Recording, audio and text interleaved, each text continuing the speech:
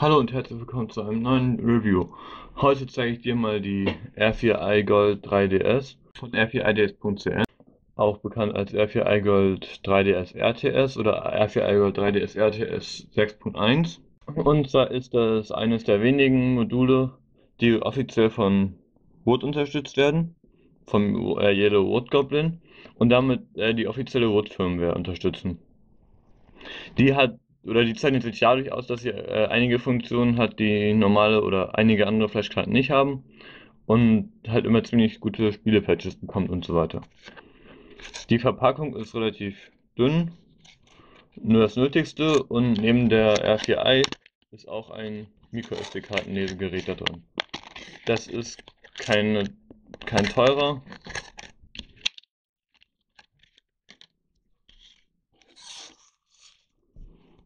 Also eigentlich die Standardversion bei R4-Karten.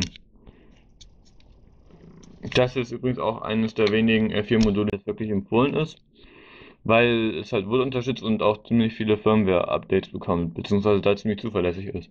Leider gab es eine Faulty Batch, also eine fehlerhafte Produktion, von der meine leider auch betroffen ist, die man nicht updaten konnte. Da gab es eine Rückrufaktion für, aber ich habe mich dazu entschlossen, meine zu behalten. Hier sieht man auch nochmal den Link drauf. Die Rückseite ist ganz normal. Und wenn man das Ganze aufmacht, dann brechen die Stege hier drinnen ab, weil die ziemlich dünn sind. Und dann kann man das Ganze nicht mehr richtig zumachen. Beziehungsweise es ist immer ein gewisses Risiko dabei, dass sie auseinanderfällt. Hier ist nochmal der PCB. Der ist relativ aufgeräumt und hat relativ wenige Bauteile drauf. Hier ist nochmal der MicroSD-Kartenleser. Auf der Rückseite ist eigentlich gar nichts. Und hier ist die Revisionsnummer. Es gibt jetzt insgesamt, glaube ich, ungefähr 14 Revisionen, und zwar 1 bis 9, A, B, C und D. Bei einigen musste man auch hier so eine Signallinie auseinanderschneiden, was bei mir aber eh nicht nötig ist, weil ich halt eine kaputte habe. Und dann komme ich nochmal zur Einlage. Das ist so ein lustiges Wackelbild. Das sieht man hier jetzt nicht ganz so gut, aber je nachdem, aus welcher Richtung man guckt, sieht man da die F4 oder nicht. Das ist ist eine ganz lustige Funktion, aber hat keinen richtigen Sinn. Hier hinten sind dann nochmal die Funktionen drauf, sowie das Herstellungsland, ein Hinweis zur Domain, Hinweise zur Entsorgung, ein MicroSD-Card, also Hinweis zum Verpackungsinhalt. Und die Funktionen, das sind eigentlich größtenteils normale Funktionen, die ich heutzutage schon als Standard voraussetze. Aber zum Beispiel unterstützt die Karte auch Ace Card 2 E-Skins, von denen es eine ganze Menge gibt. Und damit unterstützt sie halt fast alles oder extrem viele Skins. Ein Installationstutorial dazu habe ich nicht. Das hat schon ein Bekannter von mir gemacht. Im Menü wird bei mir Dorasu angezeigt. Allerdings liegt das eben daran, dass ich meine Karte nicht mehr updaten kann, und andere oder die nicht betroffenen Produktionen die unterstützen auch die aktuelle 3DS-Firmware. Nur dass es halt ab und zu mal eine Hardware-Revision gibt. Ähm, Momentan werden, glaube ich, die letzten drei oder so unterstützt. Die Spielekompatibilität ist, wie man den Changelog auf der Website entnehmen kann, relativ hoch. Und die hat auch ziemlich viele Einstellmöglichkeiten. Zum Beispiel, also wenn man hier auf Start drückt, dann kommt man hier erstmal in so ein kleineres Menü. Wenn man da auf Settings geht, dann kann man hier alle möglichen Sachen einstellen. Zum Beispiel kann man hier andere Skins nehmen, die Sprache ändern. Oder sieht man schon, bei anderen Skins kann das Ganze komplett anders aussehen.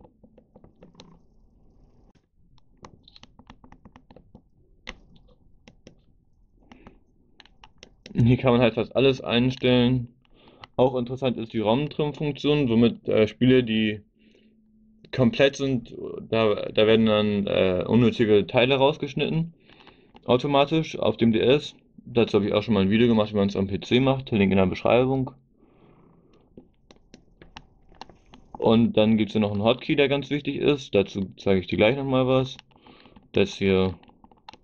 Und dann gibt es noch Ingame-Cheats, Menü Soft Reset, wie Ingame Cheats genau funktioniert, weiß ich nicht. Reset in Homebrew, was aber nicht bei Homebrew funktioniert, die FAT verwendet. Und Realtime Save. Dazu zeige ich dir auch später noch mehr.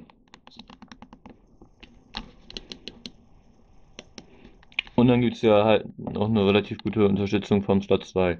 Da wird auch, wenn man Start drückt und Tools wählt, gibt es auch noch was für das EZ Flash 3 in 1 Modul. Und außerdem kann man die Karte hier auch updaten.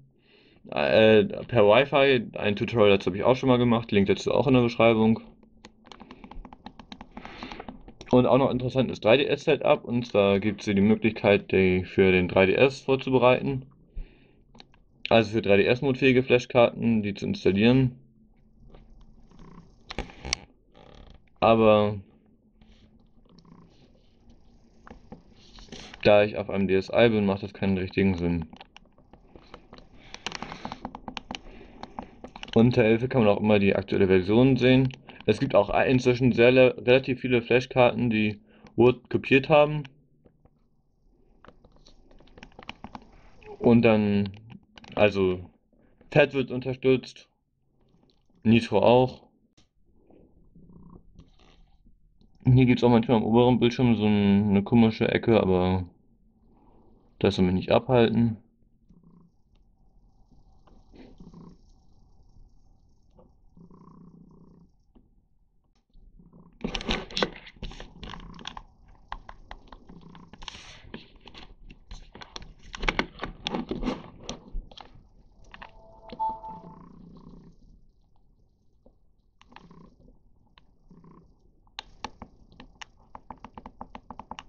Moonster gibt es dafür auch.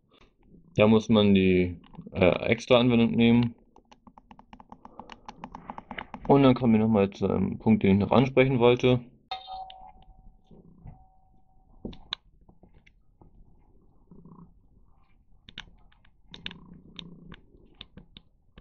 Dann habe ich auch schon den Hotkey angesprochen, und zwar kann man, wenn man hier auf die Tasten drückt, die man da angegeben hat, kommt man hier in so ein Menü, wo man einmal einen Realtime Save machen kann. Das heißt, dass du deine aktuelle Position speicherst und die danach wieder laden kannst. Außerdem kannst du resetten, also zurück ins Hauptmenü der Karte kommen und das Realtime-Menü wieder verlassen. Die Wood ist, glaube ich, die erste und auch einzige Firmware, die es geschafft hat, ohne eine weitere Hardware, wie zum Beispiel bei der DS2, Realtime Save zu integrieren.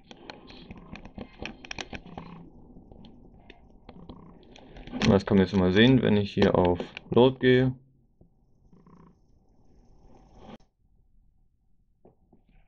Das dauert halt mal ein bisschen. Dann bin ich hier wieder im Spiel drin. Jetzt ist da ein kleiner Soundbug vorhanden, aber die Karte ist relativ billig und auch das empfohlene billige Modul. Normalerweise, oder wenn man das Geld hat, sollte man eigentlich immer auf die DS2 zurückgreifen. Ein Link zum Review, der findest du auch in der Beschreibung.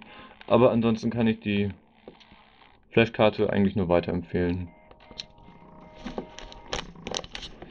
Wenn du irgendwelche Fragen zu der Karte hast, kannst du mich gerne in den Kommentaren fragen. Und ansonsten bis zum nächsten Video. Ein schriftliches Review zu R4i Gold 3DS und R4i-DS.cn findest du auch unter Nintendo DS, Reviews und Rezensionen und R4i 3DS.